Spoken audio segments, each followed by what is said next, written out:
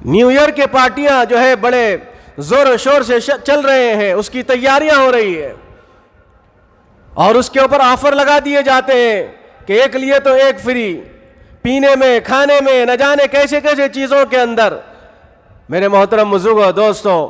یسألونک عن الخمر والمیسر، حدیث قرآن پاک کی آیتوں کے ذریعے سے ہم کو آگاہ کر دیا گیا کہ اللہ کے بندوں، اللہ کے نبی صلی اللہ علیہ وسلم کے پاس صحابہ اکرام رضوان اللہ تعالی علیہم اجمعین نے جب دیکھا شراب کی خباثتیں ان کے دل کے اندر بیٹھ گئی تھی، شراب کی ابھی حرمت نہیں آئی تھی، نازل نہیں ہوئی تھی، لیکن جب وہ پیتے تھے اور کچھ کام کاج کرنے کے لیے جاتے تھے وہ بہک جاتے تھے، ان کے قدم لرز جاتے تھے، وہ خود آ کے جو اللہ کے نبی کے سامنے طلب بیان کرتے تھے، یا رسول اللہ یہ چیز ہم کو جو ہے اس کے اندر برائی نظر آ رہی ہے، کیا یہ اللہ کی طرف سے ہمارے لیے روک دی نہیں جائے گی؟ چنانچہ اسی کے سوالوں پر اللہ تبارک و تعالیٰ نے یہ آیتیں نازل فرمائی، یسألونک عن الخمر والمیسر۔ صحابہ نے پوچھا،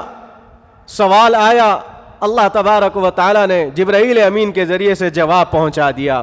کہ تم پوچھ رہے ہو شراب کے بارے میں، اور جو ہے یہ جو خرافات ہیں، یہ جو جوئے ہیں، یہ جو برائیاں ہیں، یہ جو جتنی چیزیں خرابیاں ہیں، بدکاریاں ہیں، اس کے تعلق سے جب پوچھ رہے ہو تو اے میرے محبوب صلی اللہ علیہ وسلم آپ فرما دیجئے، قل فیہما اثم کبیر ومنافع للناس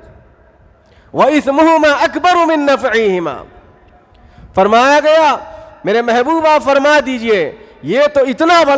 بڑا گناہ ہے کہ اس گناہ کی وجہ سے آدمی بہک جاتا ہے، اس گناہ کی وجہ سے آدمی جو ہے اپنے دماغ سے فالج ہو جاتا ہے، اس گناہ کی وجہ سے آدمی اپنے آپے سے باہر ہو جاتا ہے، شراب پینے سے آدمی اپنا جو ہے کنٹرول کھو دیتا ہے۔ قل فیہما اثم کبیر،